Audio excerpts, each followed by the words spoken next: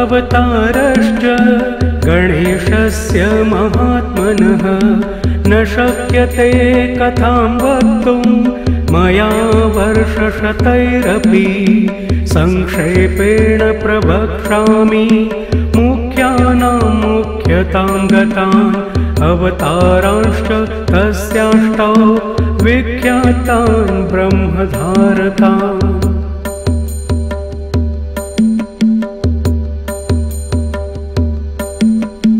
वक्रतुण्डावतारश्च देहिना ब्रह्मधारकः मत्सरासुरहन्ता स सिंहवानगः स्मृतः एकदन्तावतारो वै देहिनां ब्रह्मधारकः मदासुरस्य हन्ता स आखुवाहनगः स्मृतः।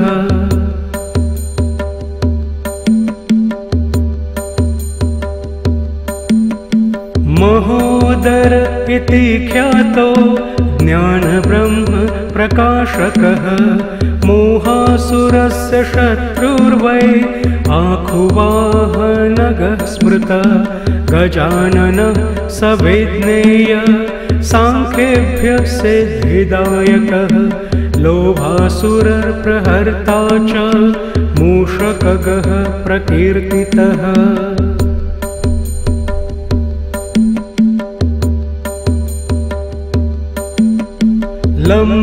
लम्बोदरावतारो वै क्रोधसुरनिबर्हणः आखुगः शक्तिब्रह्मा सन्तस्य धारक उच्यते विकटो नाम विख्यातः कामासुरप्रदाहकः मयूरवाहनश्चायं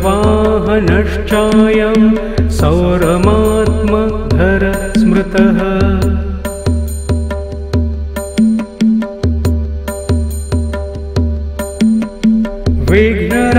विघ्नराजावतारश्च शेषवाहन उच्यते ममासुरप्रहन्ता स विष्णुब्रह्मेति वाचकः धूम्रवर्णावतारश्च भीमानासुरनाशकः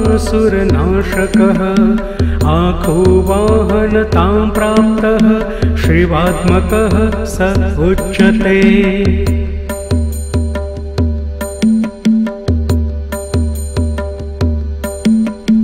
एतेष्टौ ते मया प्रोक्ता गणेशांशा विनायकः येषां भजनमात्रेण स्वस्वब्रह्मप्रधारका स्वानन्दवासकारी स गणेशान् प्रकथते स्वानन्दे योगिर्भिदृष्टो ब्रह्मणि नात्र संशयः।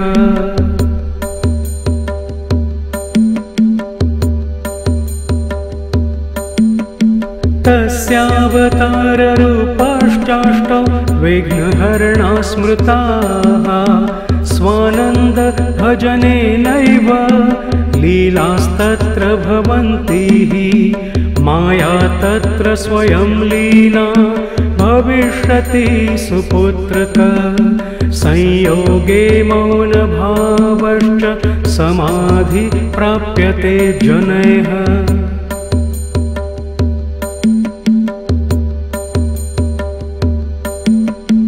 अयोगे गणराजस्य भजनेनैव सिद्ध्यति मायाभेदमयं ब्रह्म निवृत्ति प्राप्यते परा योगात्मक गणेशानो ब्रह्मणस्पति वाचकः तत्र शान्ति समाख्याता योगरूपा जनैः कृता।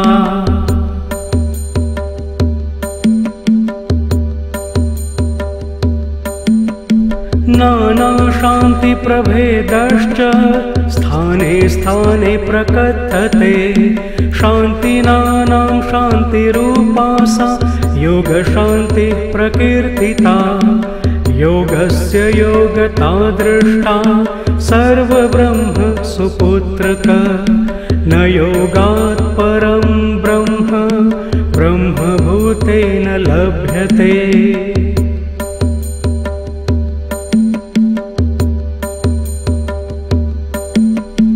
एतदेव परं गुह्यं कथितं वत्स ते लिखं। भज त्वं सर्वभावेन गणेशं ब्रह्मनायकं। पुत्रपौत्रादिप्रदं स्तोत्रमिदं शोकविनाशनं।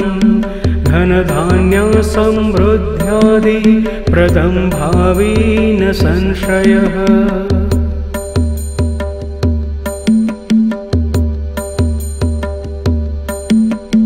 धर्मार्थकाममोक्षाणां साधनं ब्रह्मदायकं।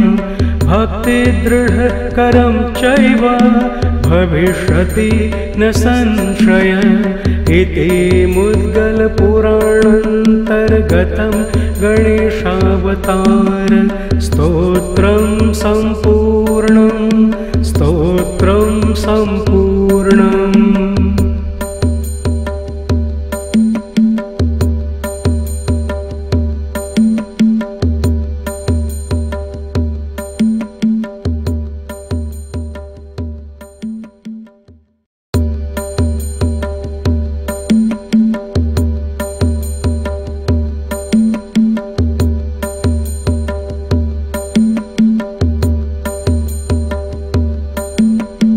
अनन्ता अवतारश्च गणेशस्य महात्मनः। न शक्यते कथां वक्तुं मया वर्षशतैरपि। संक्षेपेण प्रवक्ष्यामि मुख्यानां मुख्यतां गतान्। अवतारांश्च तस्याष्टौ विख्यातान् ब्रह्मधारकान्।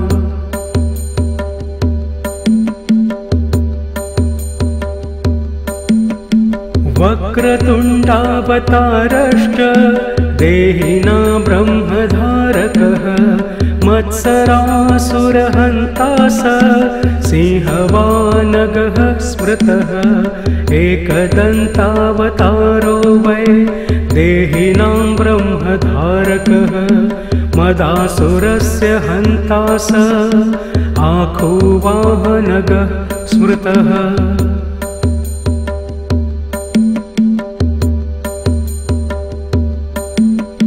महोदर इति ख्यातो ज्ञानब्रह्म प्रकाशकः।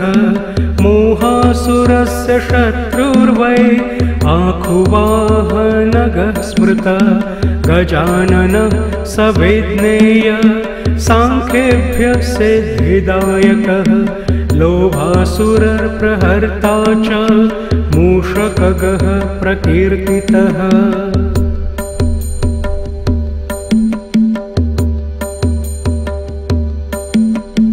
लम्बोदरावतारो वै क्रोधसुरनिबर्हणः। आखुगः शक्तिब्रह्मा सन्तस्य धारक उच्यते। विकटो नाम विख्यात कामासुरप्रदाहकः। मयूरवाहनश्चायं सौरमात्मधर स्मृतः।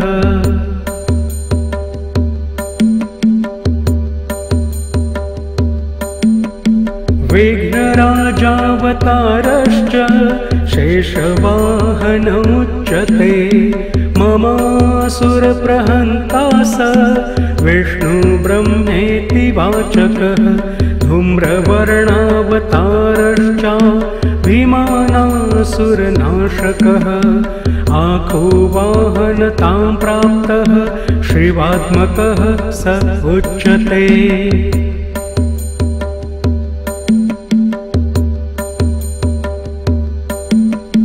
एतेष्टौ ते मया प्रोक्ता गणेशांशा विनायकः। येषां भजनमात्रेण स्वस्वब्रह्मप्रधारका। स्वानन्दवासकारी स गणेशान् प्रकथते। स्वानन्दे योगिर्भिदृष्टो ब्रह्मणि नात्र संशयः।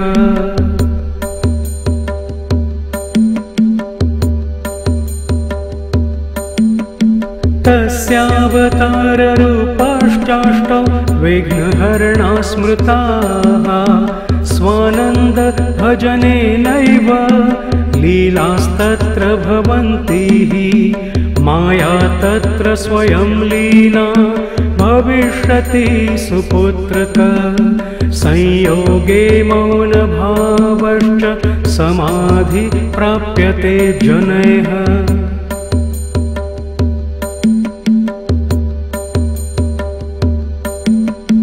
अयोगे गणराजस्य भजनेनैव सिद्ध्यति मायाभेदमयं ब्रह्म निवृत्ति प्राप्यते परा योगात्मक गणेशानो ब्रह्मणस्पतिवाचकः तत्र शान्ति समाख्याता योगरूपा जनैः कृता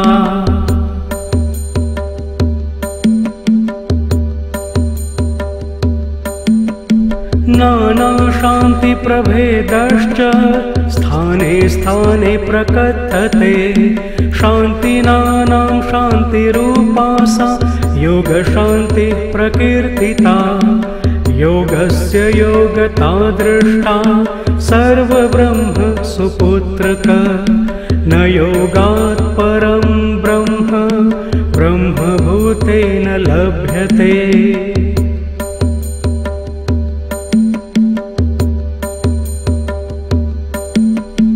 एतदेव परं गुह्यं कथितं वत्स ते लिखं भज त्वं सर्वभावेन गणेशं ब्रह्मनायकं पुत्रपौत्रादिप्रदं स्तोत्रमिदं शोकविनाशनं धनधान्यसमृद्ध्यादिप्रदं भावी न संशयः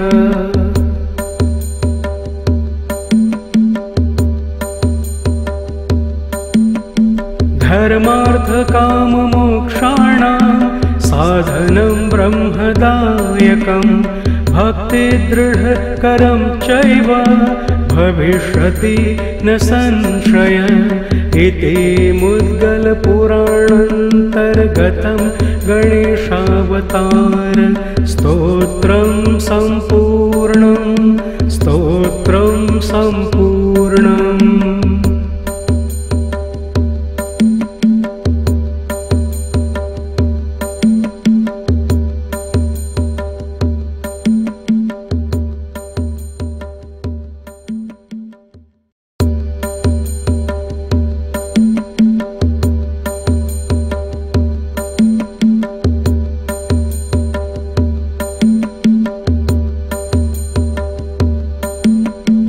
अनन्ता अवतारश्च गणेशस्य महात्मनः न शक्यते कथां वक्तुं मया वर्षशतैरपि संक्षेपेण प्रवक्ष्यामि मुख्यानां मुख्यतां गतान् अवतारांश्च तस्याष्टौ विख्यातान् ब्रह्मधारकान्